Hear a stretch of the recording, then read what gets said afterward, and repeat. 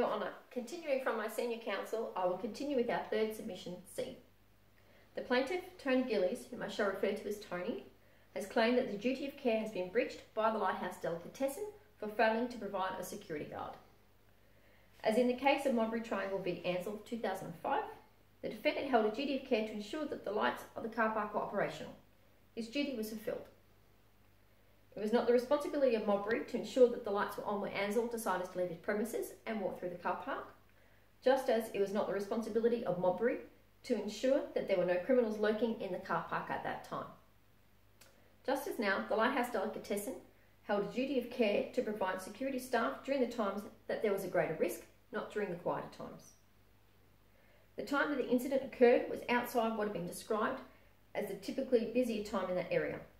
The Lighthouse Delicatessen had fulfilled their obligations in relation to the duty of care, as there is a security guard on duty at the premises on a Friday and a Saturday evening, this being the time that seems to attract the more drunken incidences.